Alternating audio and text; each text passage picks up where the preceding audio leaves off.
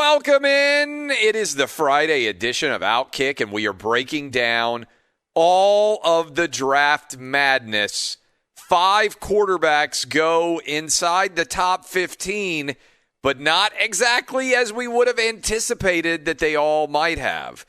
Where do we think they will end up having the most success, and how would we sort of break down in general the teams that they ended up with? That is where we are beginning this program, but we have got so much to do. Not one single guest booked for the NFL draft, as we will be powering through, breaking it all down for you, discussing all the drama, whether it is in the draft or whether it is outside the draft, as Aaron Rodgers and Tim Tebow both took turns on the NFL stage, even without being in Cleveland. But let me start here. I was so glad to see a crowd of people behind the desk yelling, screaming, celebrating, doing what sports fans do, like we have seen for football games and big events surrounding sports for our entire lives. To see it back happening again, even before the draft started, just looking at all those people in Cleveland having such a fabulous time. Now, the NFL did an incredible job last year taking us inside the draft picks rooms. I still thought it was interesting to watch, even with guys inside of the Cleveland facility with their families and everything else, able to hug Roger Goodell. The fans booing Roger Goodell all over again, even though I think by and large Roger Goodell the past year has done a pretty phenomenal job. All of it, to me, was a celebration of why the NFL is the most popular sport in America and why, frankly, there is not a close second right now. It was just so much fun to sit back and watch. But I got to be honest with you. How do things always seem to break in the Patriots' direction, even when they aren't cheating? Mac Jones is projected to go number 3 overall. He falls all the way to Bill Belichick and the Patriots at 15 without them having to do a single thing other than sit there and wait for him to fall into their laps. That is the first quarterback that Bill Belichick has ever taken in the first round in his NFL coaching career.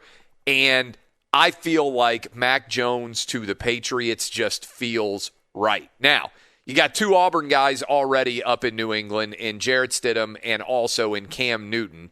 There's not going to be a rush necessarily on Mac Jones. In fact, I would think that Cam Newton will be the guy to start the year. But also, I would think that the Patriots, if Mac Jones develops like they would hope and expect that he would, I would think that there is a possibility that the Patriots could be able to move on from Cam Newton, maybe even trade him later in the season if there is a team that needs a veteran quarterback down the stretch, if the Patriots believe that Mac Jones is their guy, because remember, Cam's only under a 1-year deal. But I thought the best way to start off our draft coverage here would be by dissecting the 5 quarterbacks in the first round, now that we know exactly where they ended up, and assessing how you would think about them if you had to buy stock in them right now. That is, if you right now were sitting around and you could buy stock in these 5 quarterbacks, I put up a poll question when the first 4 guys were gone, and I said, hey, what do you think about this situation? Who is going to be the most successful quarterback among the first 4?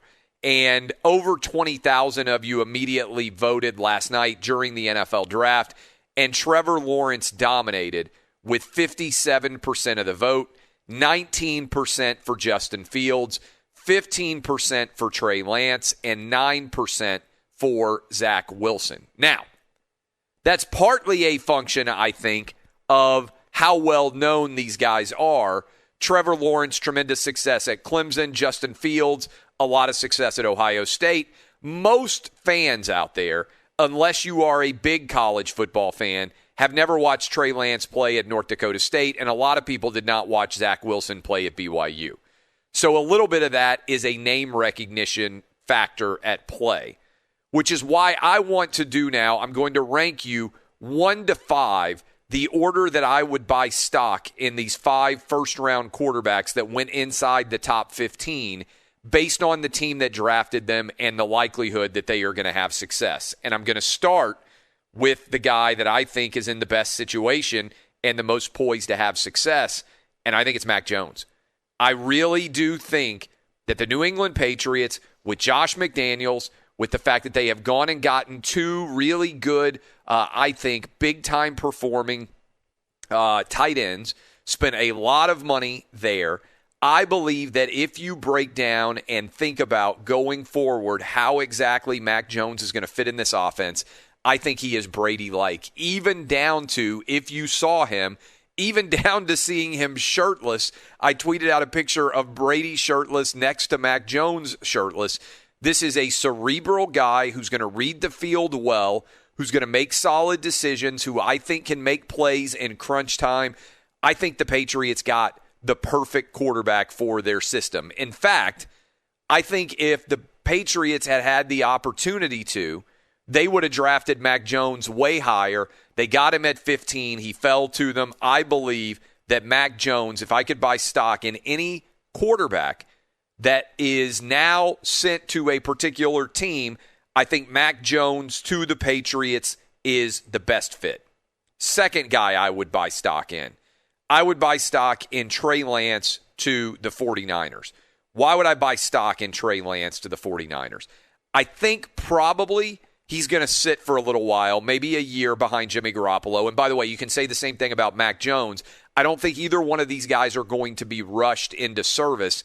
I think that can be very helpful. Even if you look at a guy who's as successful as Patrick Mahomes, I think it was very helpful for Patrick Mahomes to be able to come into the NFL and sit behind Alex Smith for a year before he came in and started to make the plays that he did and became the transcendent superstar that we have seen. So I think for both Mac Jones being able to sit back with the Patriots behind Cam Newton in theory, and also with Trey Lance of the 49ers to be able to sit back potentially behind Jimmy Garoppolo, I love what Trey Lance's overall athleticism allows him to do. He's only 20 years old. Kyle Shanahan has been an incredible boon for any quarterback that he has been able to work with. I think he has time to develop Trey Lance. I like the security blanket of Kittle. I like the ability to develop that we've seen with Tebow Samuel. And I like the fact that this San Francisco 49er defense is so stacked, there's absolutely no rush to need to worry about what might end up happening in that first year for both of these guys, which is why if I had to buy stock right now, I would take Mac Jones to the Patriots first, and then I would take Trey Lance to the 49ers. How about in the third spot? In the third spot, I think you have to go Trevor Lawrence. And I know some of you out there are going to say, well, he's the overall number 1 pick, and everybody out there is focused on the fact that he projects as highly as any quarterback going all the way back to Andrew Luck. But remember, he's coming in Jacksonville with a head coach who has never coached in the NFL before in Urban Meyer. We don't know exactly how the offensive system will work. We also don't know how the head coach is going to translate. Maybe it's going to be great like Pete Carroll in Seattle, but there are an awful lot of coaches that have made the transition to the NFL, and they found out that whatever motivational tactics they had that worked so well in college don't work with grown men. And you can look as recently as in the Florida program, look at what happened when Steve Spurrier decided to go to Washington. Everything fell apart, and Spurrier came back to college, and he was fine. He did really well at South Carolina, but that fit with the Washington football team, the Redskins, never really made any sense. And so that's not something that Trevor Lawrence can control. All he can control is his work ethic and his performance.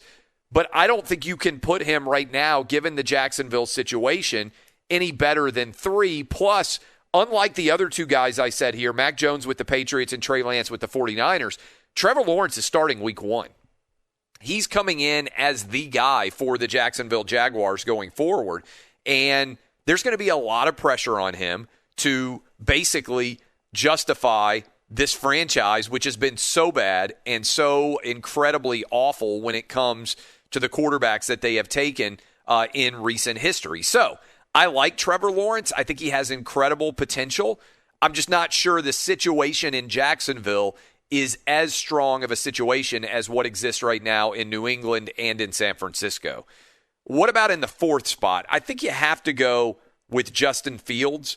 The reason why I'm not sold on Justin Fields to the Bears is, yes, in theory, you still have an opportunity to have him sit back and not have to make an immediate impact because, remember, you got Andy Dalton with the Bears.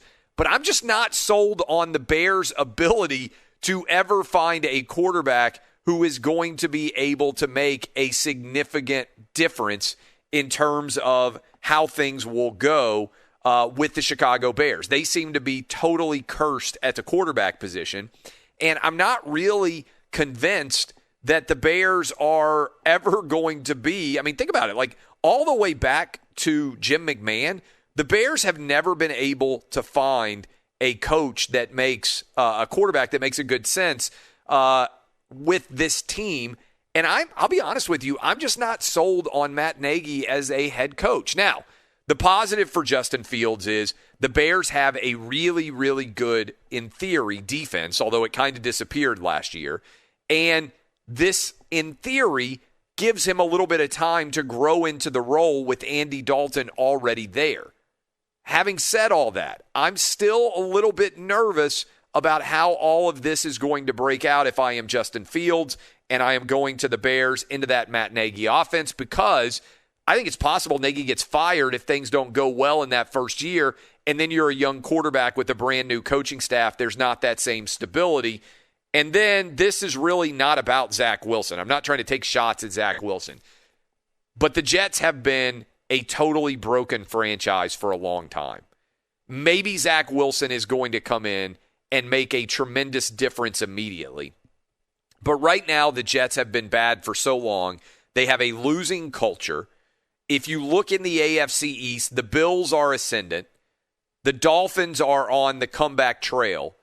And really, let's be honest, the Patriots still went 7-9, even though they had a lot of guys decide to opt out. And we know how good the combo of Belichick and Josh McDaniels has been over the years. So if I had to rank these guys in order, 1 to 5, I don't think it's a particularly difficult choice to make. I think Mac Jones to the Patriots, best possible setup.